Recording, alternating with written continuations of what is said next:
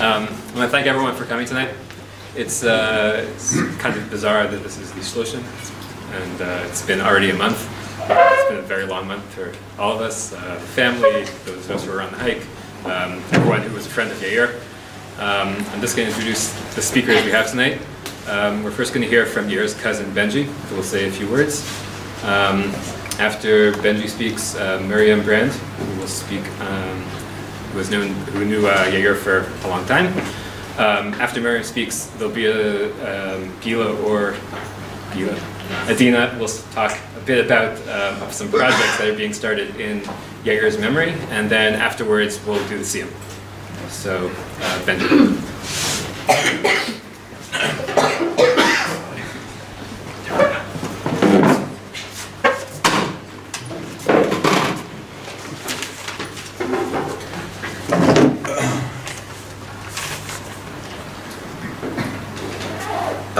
Family was very important to Yair.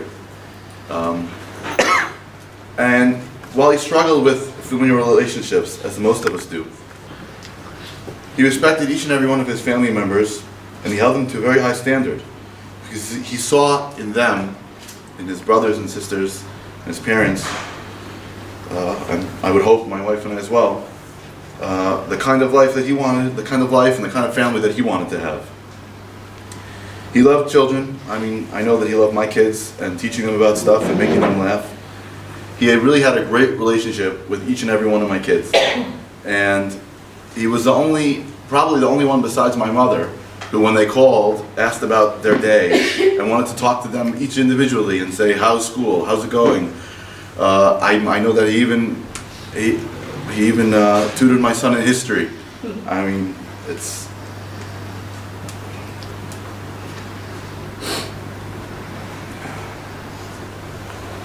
He also played games with them on Shabbos, even though he didn't have to.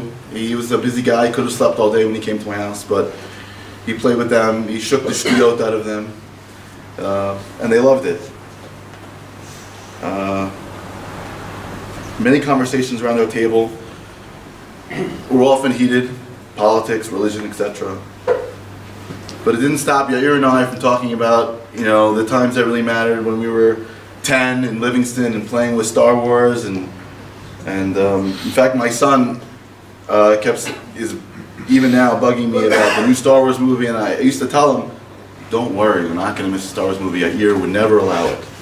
But I'll have to be diligent about that now. I didn't have any brothers growing up. I have 3 sisters, whom I love, but I didn't have any brothers. And Yair was the closest thing I had. When we were kids, I think he may have been the only one to visit us in all of our various homes. I don't know if he came to New Jersey, but I remember he came to us when we lived in Washington, D.C., and I don't think anybody else visited us there besides my parents.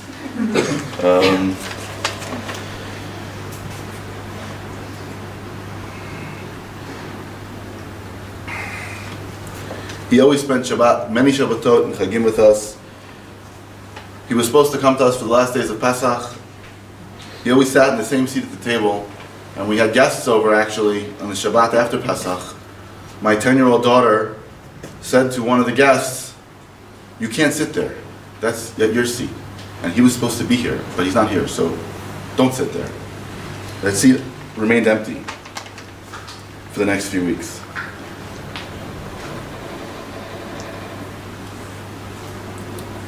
He'd always bring us wine or other gifts, like any guest, but a lot of times he would sense that wine wasn't enough. I don't know why. We never asked him to bring anything, but he would notice, like last Pesach, or not 2 Pesachs ago, he noticed that we didn't have enough Pesach glasses for everyone.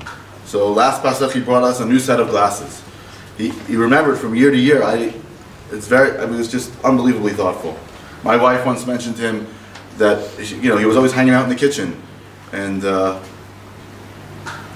talking to my wife about various topics, and while she's cooking, and she mentioned once she doesn't have any spatulas. And then he went out and he bought us the nicest, not just stam, a spatula. A spatula, I can't describe it. It's like a luxury spatula. This is just the kind of person that he was. I mean, he goes all out when it comes to doing for others.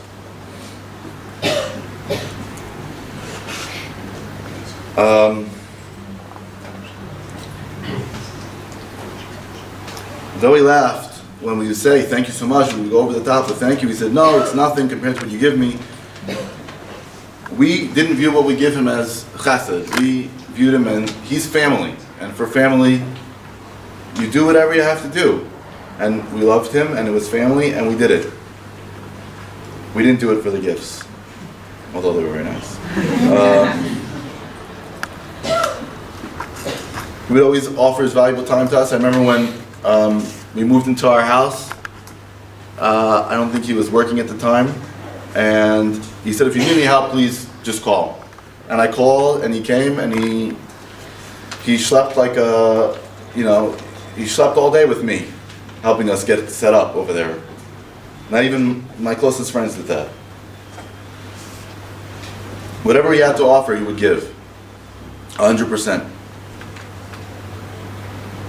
These are some of the things we're going to miss about my cousin and my friend. But mourning is a solemn time, a separate time.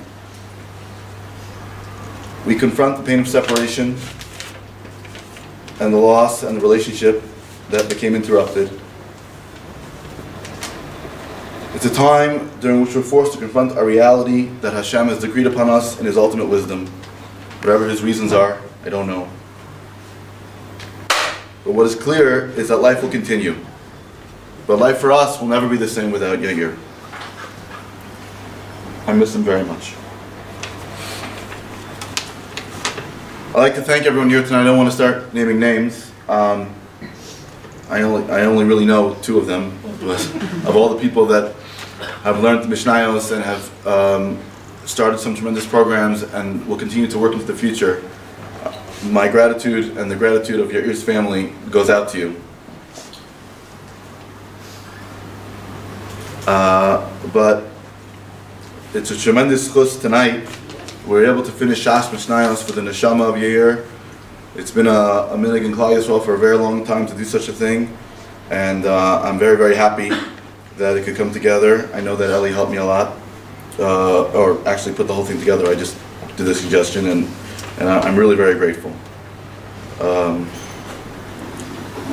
It's an act of tzedakah to do such a thing, to be ma'aleh his neshama in shamayim, because the neshama of the departed will always want more zchuyot tovot in the olam ha'emes.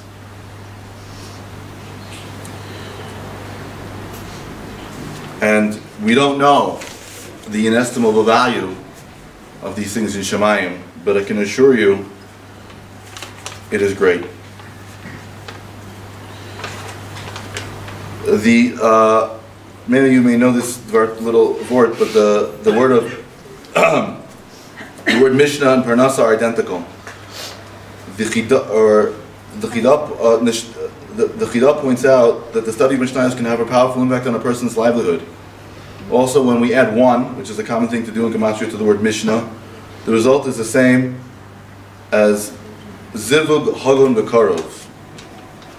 Yair wanted very much to find his Zivug, and my wife and I remark to each other constantly that one of the saddest things about this tragedy is that he never got to have the opportunity to raise the family that he so desperately wanted.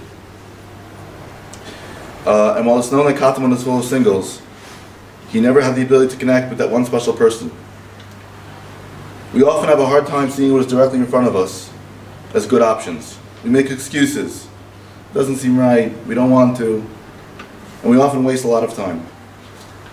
If anything can come out of this, that is tov. I mean, there are many things that are going on that are tov, but if we can learn a lesson, we have to make commitments and spend time to get to know the people in front that we are around, and to know that any moment could be our last, and not to waste time. May we all get to see what is right for us, and to make decisions that will help guide us in the very best path, and the Zimni Bishnayas help continue to bring Parnasa and Zivug Hagun Bekarov. Hi.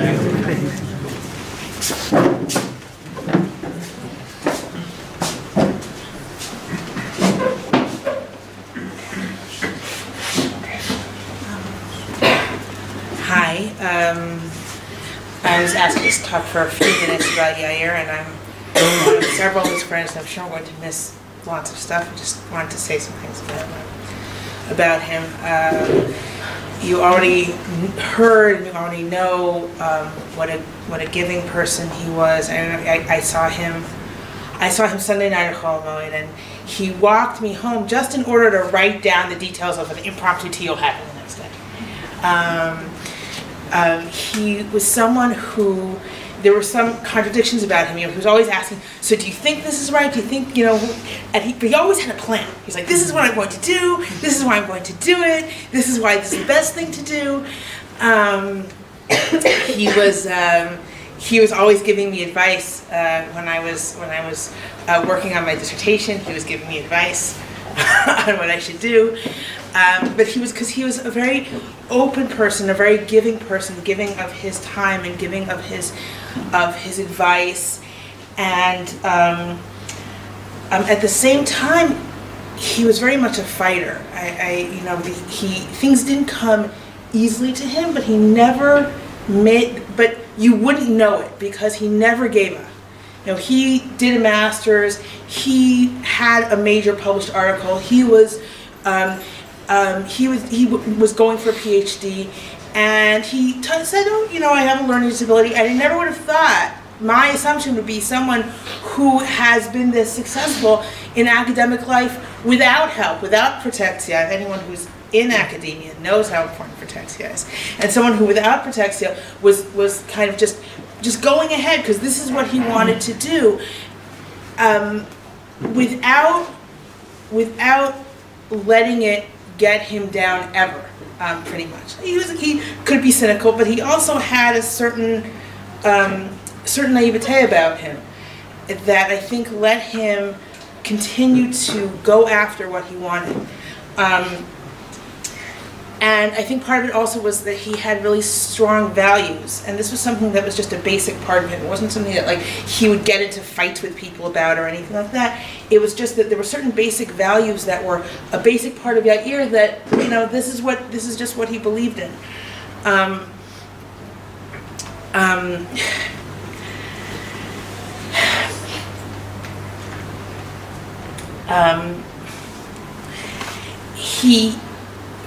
He was someone who was open to connection.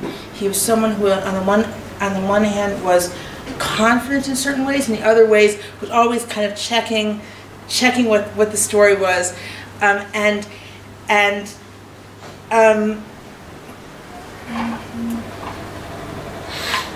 don't have a lot to say except kind of these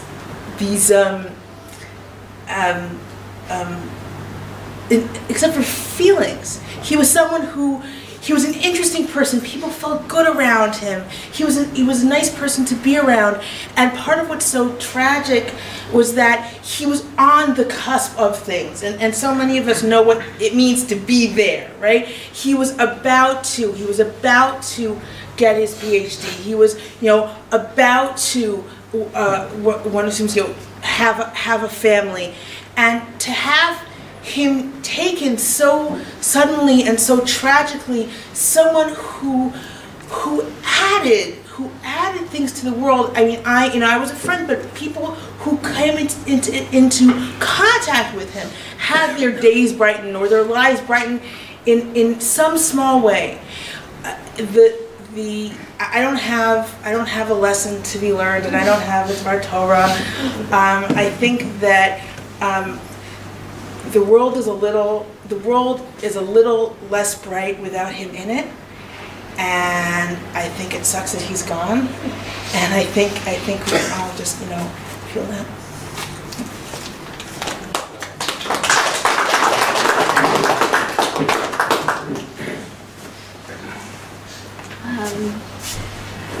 Before I go into talking a little bit about some of the projects that we've been working on in Yair's memory, I just wanna echo a few words that have already been said. First, I knew Yair since I'd made Aliyah, and right away I also saw that there was something very special with Yair, and I just want to share that like on the first or second night of Chol Moed, 2 days before the Tiyul, I had a conversation with Yair for like some period of time, and I mentioned how excuse me, we were talking about Pesach, and I asked him where he was, and he said that he was up north with his family, and I said that everyone was there, and I said how that was very special that he had his family in Chutz La'aretz. And I want to mention to his family specifically that every time over the 3 years, every conversation that I had with Yair, he would mention a family member. When he asked me, "Oh, Adina, how's work?" or "What's going on?" or I said, "Well, actually, I'm unemployed. I'm looking for something." He said, "Oh, well, you know, my sister's a lawyer. I could put you in touch with her." And it was always something about the family. We started talking about medicine. He said, "Oh, my brother's a doctor. Let me tell you about my brother." And it was every conversation, and one of the last conversations was about Pesach. And what was very interesting is that I did mention that it was a little bit challenging for me because my entire family's in Chutz La'aretz. So he said, "Adina, you know what? Next Pesach, let's do something in Katamon. It'll be great." And it was, and she's like, and I was like, "But you know, you have your family, and that's the right place to be." But that just shows to the givingness that he had, and the love not only for his family but for his friends. And he was someone who could have this special quality of empathy that is a unique quality, and he had the generosity and givingness and empathy, and that's something that we're all going to miss from Yair. And I'm sure every single person here has a story about Yair that they can also share.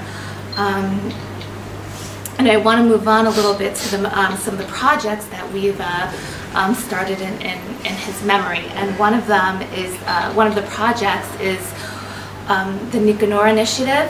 We wanted very much to etch Yair's name like something etched in stone, and we arranged and partnered with Hebrew University to organize a naming of a bench in Yair's name with an inscription, and this is a bench that's located directly across from the Nicanor grave, which is housed in the Botanical Gardens on the Har HaTzufim campus. The Nicanor was a subject that was very passionate that Yair was very passionate about. He researched, wrote, and published on this subject. And Miriam mentioned that he had an article, and it's on Nicanor. So we do want to, we are raising money for the naming of the bench. There are different ways to give. We have an envelope here if anyone wants to give cash or write a check to Hebrew University. There's also, you can give through PayPal or directly to Hebrew University through their online on the Facebook page called Zichron Yair. We have the links, and if anybody has any questions or has encountered any difficulty, could approach me directly afterwards to make sure to answer any questions you have about the giving. There's also going to be a special ceremony May 20th for the unveiling of the memorial in Yair's memory at Hebrew University, and we do hope to finish collecting donations by the end of this week. So we do ask whoever can to give generously, and that's it. Thank you very much, and we're gonna complete the Siyum now.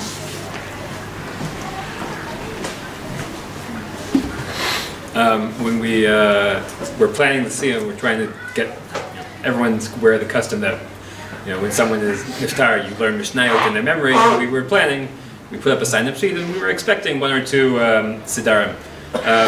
We did not expect that all of Shas would be learned in his memory. So, b'zichuto, this is a great accomplishment, and we hope that it does what we would like it to do. The last Masechet in Shas is Masechet Uksin, but since I learned Masechet Zvachim, we will finish with that. Elu Kodshim Krovim B'Mishkan. Zvachim talks a lot about the way general rules for giving korbanot in the Mishkan and the Beit Hamikdash. And the end of the Masachet talks about how they would give korbanot on bamot, which during some of the time that the Mishkan was around, the Mishkan was active, you were allowed to. Not only were korbanot generally are only given in the Beit HaMikdash, but during this time there were times where someone who had like a voluntary korban, they could bring it on their own in their backyard if they wanted. So those were called bamot, and there are certain differences. There are only certain korbanot could be brought on these, and there are certain differences between the way a korban would be brought on a bama and also in terms of the way it would be brought in the Beit HaMikdash. So Ela Kodshim Krevim b'Mishkan. These are the korbanot that were brought in the Mishkan. Kodshim Shehuk Teshu l'Mishkan. So if you had a voluntary korban that you actually specifically said had to be brought in the Mishkan, it could only be brought in the Mishkan. Korbanot Tzibur Krevim b'Mishkan, v'korbanot Yachid b'Bama. So in general, that's the rule, that public offerings could be brought in the Mishkan, and private ones, like voluntary ones, could be brought on the Bama. Korbanot Yachid Shehuk Teshu l'Mishkan, but ones that were specifically targeted. If you had a voluntary korban that you wanted to bring only for the Mishkan, Yikrivu b'Mishkan, so you had to bring it there. If you brought it on your own, patur, we'll let it go. So what are the differences between the way the korban is brought on its own and the way it's brought in the Beit HaMikdash? Smicha, ushchita tzafon, umatan savid, utnufa v'hagasha. So there are certain parts of bringing the korban where smicha, you're supposed to lean on the animal. Ushchita tzafon, where you're supposed to be slaughtered in the northern part of the Beit HaMikdash. Umatan savid, you're supposed to apply the blood after you shecht it onto part of the mizbeach. Utnufa, there's a waving part of it, and the hagasha, and the bringing forward of it. Those are all parts which would be done in the Beit HaMikdash, but not if you brought it around. Rabbi Yehuda Omer ein mincha b'bama. So he adds something additional that you would not. There were a lot of times you would bring a flour. There was a flour portion to the animal sacrifice, and that would not be brought if you did it by yourself.